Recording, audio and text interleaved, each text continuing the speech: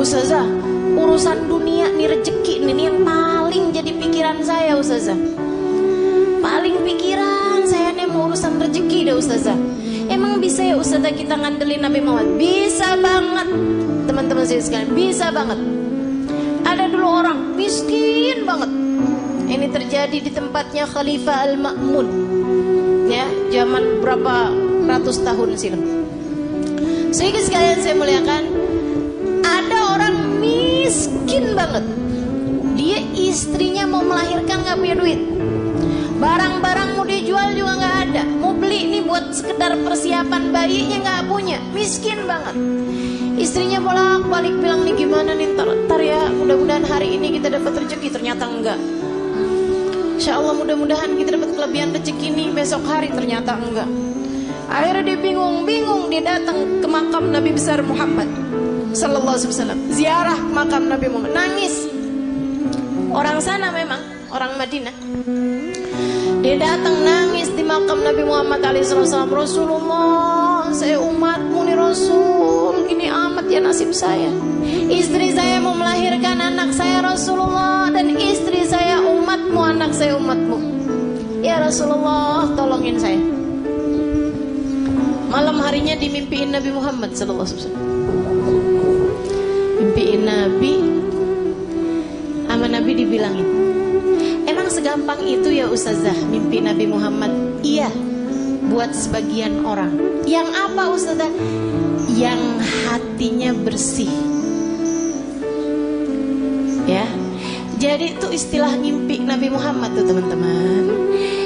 Itu tuh gampang buat sebagian orang yang hatinya bersih. Tapi Ustazah ada kok orangnya kayaknya nggak bersih-bersih amat deh hatinya. Misal dia tuh Ustazah suka banget gitu, atau kamu ngerasa misalnya gitu ya, hati saya nggak bersih-bersih amat, tapi saya gampang tuh ngimpi Nabi Muhammad. Hati-hati, hati-hati. Ustazah kan katanya setan nggak bisa nyerupai Nabi. Betul, setan nggak bisa menyerupai Nabi. Tapi kamu emang pernah lihat Nabi? Kan nggak? Betul nggak? Ini kayak ada orang nggak pernah lihat saya, terus dia bilang saya ngimpi Ustazah tadi malam. Tahu dari mana kalau itu saya? Kan begitu. Deh. Tapi Ustazah bukannya setan nggak bisa nyerupai Nabi. Setan nggak bisa nyerupai Nabi, tapi ngaku-ngaku jadi Nabi, dia mah paling pinter. Jadi setan bisa aja tuh, saya adalah Nabi Muhammad, saya perintahkan kamu buat marahin suami kamu, buat cewer anak kamu. Tuh udah gak mungkin itu Nabi Muhammad. Hati-hati. Nah, Nabi Muhammad tuh paling gak tega sama orang miskin dengan syarat hatinya bersih. Makanya Maulid Simtuturar ada bahasa gini, dan itu saya senang bacanya.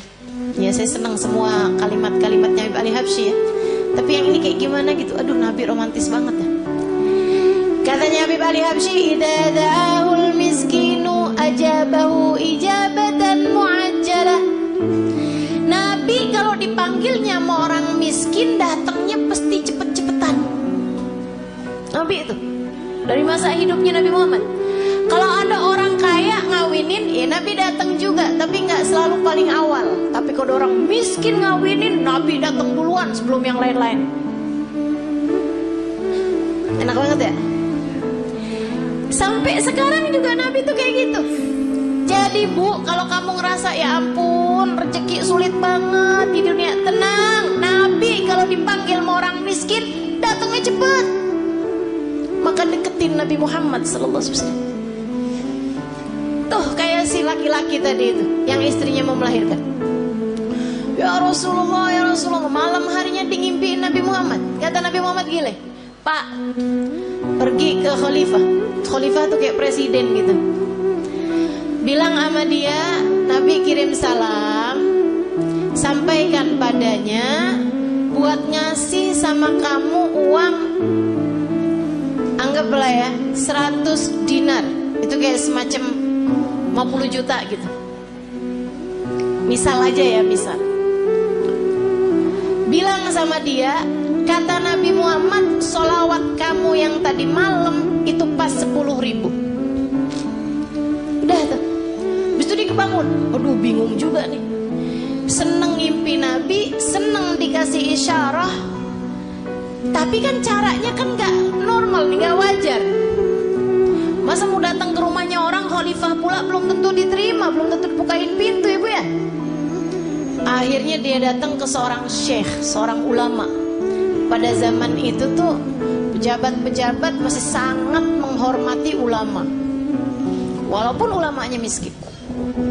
Dia ceritain, kata ulama tersebut, ya udah ayo kalau gitu pergi kita ke khalifah. Nyampe di rumahnya khalifah, bukan khalifah bahkan ya, gubernur, mohon maaf. Pergi ke tempatnya gubernur. Akhirnya kemudian karena yang datang ulama, maka diperkenankan ketemu. Memang lumayan deket nih si ulama ini, syekh ini sama gubernur. Dia bilang, Pak Gubernur, saya ini datang kemari ini mau menyampaikan hajatnya tetangga saya ini. Silahkan kamu sampaikan. Dia bilang, iya Tuhan, mohon maaf, saya tadi malam ngimpi Nabi Muhammad. Nabi Muhammad kirim salam kepadamu. Nabi Muhammad bilang, Tuhan harap memberi kepada saya uang 100 dinar. Udah mulai curiga, oh dia datang nih mau minta duit nih. Nabi Muhammad bilang, katanya solawat Tuhan yang tadi malam sudah sampai 10.000 solawat.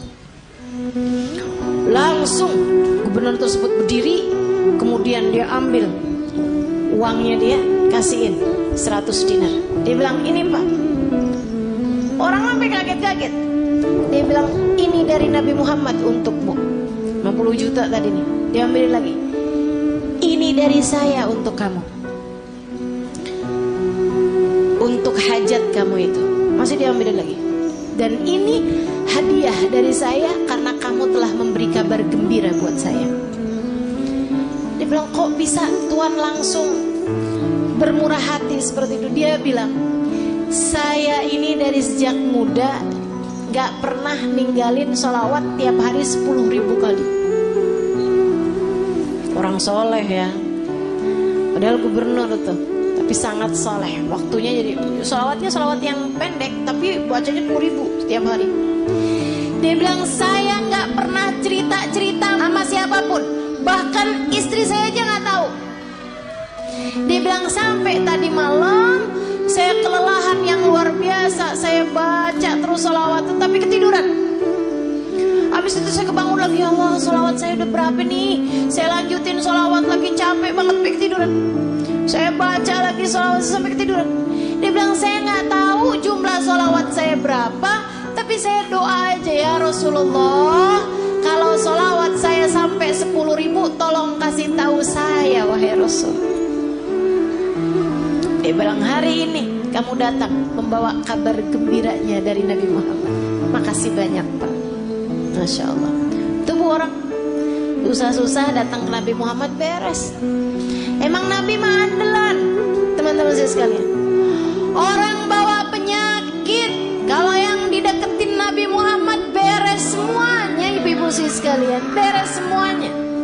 Nabi itu udah dipanggil-panggil tuh cepet nyampe nya. Ibu sekalian saya muliakan, banyak cerita-cerita mengenai orang-orang yang sakit datang kepada Nabi Muhammad, sakit yang mustahil buat sembuh aja bisa sembuh. Udah banyak sekali. Makanya udah gak usah susah. Yang penting dalam hidupmu itu jangan pernah tinggal Nabi Muhammad. Gimana caranya? 3 aja dah gampang. Sholawatan yang banyak, yang taat sama Nabi Muhammad, gitu kan ya? Sholawatan yang banyak, yang taat sama jalan Islam, dan yang ketiga, yang cinta sama Nabi Muhammad. Yang cinta sama Nabi. Cinta tuh gimana caranya Ustazah? Cinta itu kan gak bisa diusahakan. Siapa bilang? Cinta itu bisa banget diusahakan. Caranya gimana? Gampang teman-teman. Cinta itu bisanya ditularkan. Jadi kalau kamu pengen punya hati Muhammad, selalulah, sering-seringlah duduk-duduk bersama dengan para pecinta di majelis-majelis maulid seperti ini. Ama yang berikutnya, sering-seringlah mendengar kajian. Baik kamu hadir secara langsung ataupun di rumah, live streaming. Yang senang baca tuh banyak kitab-kitab, buku-buku menceritakan tentang Nabi Muhammad. Asal ditulis dari orang yang punya cinta kepada Nabi Muhammad, pasti akan bertambah kecintaanmu kepadanya. Jangan tinggalin Nabi Muhammad. Nabi Muhammad akan cukup untukmu, teman-teman. Untuk setiap kesedihanmu di dunia, cukup Nabi Muhammad sallallahu alaihi wasallam. Nanti itu gampang banget hilang sedihnya kalau kamu deket sama Nabi besar Muhammad. Untuk semua kesusahan hidupmu gampang teman-teman mau hilangnya. Andelin saja Nabi besar Muhammad. Pengen apa aja gampang. Udah deh. Katanya Sayyid Muhammad bin Alwi bin Abbas Al-Maliki, nggak ada perkara nggak bisa diselesaikan sama solawat kepada Nabi Muhammad. Itu baru kena solawatnya. Belum lagi kalau solawat ditambah taat, ditambah cinta, beres semua urusan. Nggak cuman urusan dunia, tapi urusan akhirat semuanya bakalan beres.